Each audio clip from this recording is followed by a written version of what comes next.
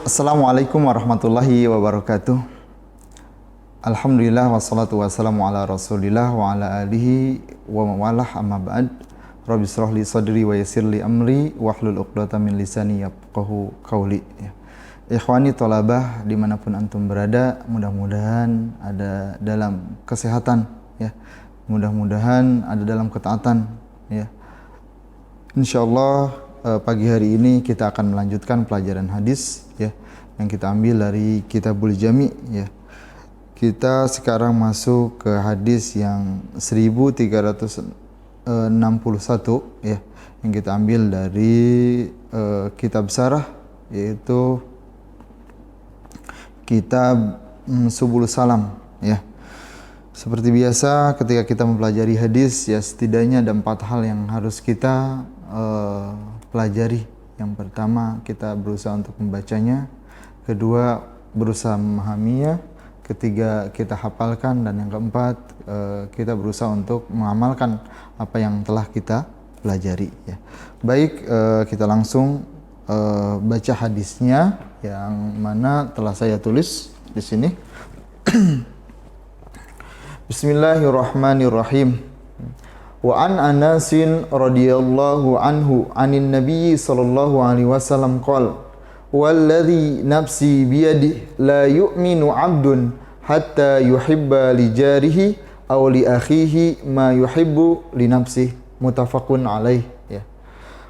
Hadis dari Anas radhiyallahu an ya. Nabi sallallahu alaihi wasallam bersabda, walladzi nafsi biyadih, demi zat yang mana jiwaku biyadih, dalam genggamannya, la yu'min, tidak beriman ataupun tidak sempurna keimanan seorang abdun, seorang hamba, hatta yuhibba li jarihi, sampai dia mencintai tetangganya, aw li akhihi, mencintai saudaranya, ma yuhibbu li nafsi, sebagaimana dia mencintai untuk dirinya sendiri, muttafaqun alaih ya. Jadi hadis ini ya adalah hadis yang menjelaskan kepada kita, menunjukkan betapa besarnya hak tetangga dan saudara ya. Yang mana begitu besar perhatian Rasulullah sallallahu alaihi wasallam ya, sehingga disyariatkan di dalam Islam ya, hubungan tetangga dengan kita ya sangatlah dekat ya, sampai-sampai Rasulullah sallallahu alaihi wasallam ya, Jibril selalu berpesan kepada Rasulullah sallallahu alaihi wasallam ya untuk senantiasa berbuat baik kepada tetangga, sampai Rasulullah sallallahu alaihi wasallam pun mengira ya bahwa tetangga itu akan saling mewarisi satu sama lain ya, tapi ternyata tidak ya. Tapi itu prasangkaan Rasulullah, saking ya seringnya Jibril mewasiatkan ataupun memberikan ya ajaran kepada Nabi sallallahu alaihi wasallam bahwa kita harus senantiasa berbuat baik dengan tetangga ya. Begitupun juga Rasulullah sallallahu alaihi wasallam memesankan ya kepada kita ya, man kana yu'minu billahi wal yaumil akhir falyukrim jarahu ya. Barang siapa yang beriman kepada Allah dan hari akhir, ini ukurannya beriman ya, ukurannya adalah keimanan kita kepada Allah Subhanahu wa taala dan hari akhir ya.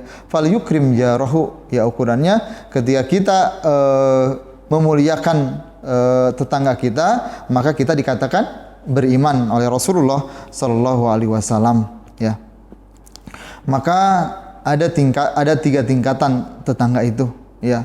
Yang pertama ya, tetangga yang memiliki satu hak ya, yaitu apabila kita bertetangga dengan orang musyrik ya, maka hak tetangga musyrik ataupun orang kafir itu hanya satu, yaitu hak tetangga, yaitu sebagai tetangga kita berbuat baik kepadanya karena dia tetangga kita ya. Ada yang kedua, tingkatan yang kedua, yaitu tetangga orang muslim ya.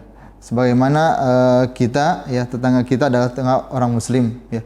Maka tetangga itu memiliki 2 hak. Yang pertama sebagai tetangga, dan kedua hak sebagai seorang muslim. Dan yang ketiga tetangga kita adalah kerabat kita sendiri, saudara kita sendiri ya. Maka apabila itu terjadi, maka dia memiliki 3 hak.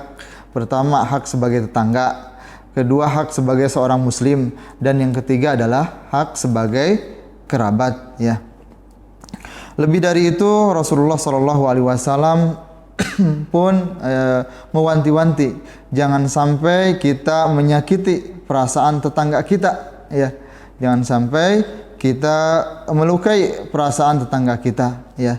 Karena tetangga adalah bagian ataupun orang yang terdekat dengan kita ya. Dalam sebuah hadis dikatakan man kana yu'minu billahi wal yaumil akhir fala yu'dhi jarahu. Barang siapa yang beriman kepada Allah dan hari akhir, maka janganlah ia menyakiti tetangga ya. Begitupun juga walaupun tetangga kita orang Yahudi, orang Nasrani ya, tetap selama mereka tidak memerangi kita, wajib hukumnya kita berbuat baik kepada mereka ya. Itulah ajaran yang dicontohkan oleh Rasulullah sallallahu alaihi wasallam, bagaimana kita harus berbuat baik dengan tetangga ya. Makanya ya ketika kita di pondok ya, di rumah, dimanapun kita berada, maka perhatikan hak-hak tetangga ya. Ketika kita di pondok, maka teman kita adalah tetangga kita yang harus dijaga perasaannya, yang harus dijaga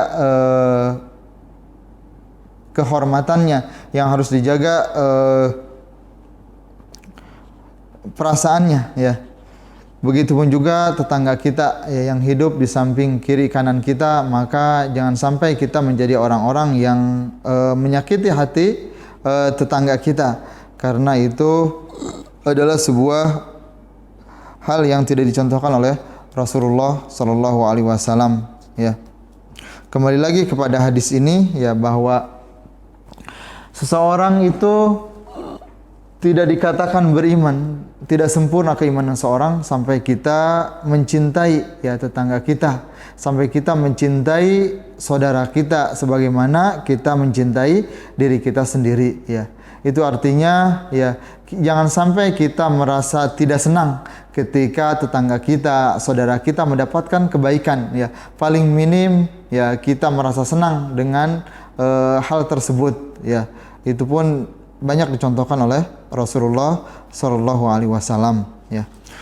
Mungkin itu saja pelajaran yang bisa kita ambil ya dari hadis ini, bahwa kita diperintahkan untuk senantiasa memuliakan tetangga kita ya. Kita jangan sampai mengganggu tetangga ya, karena tetangga adalah orang yang paling dekat dengan kita.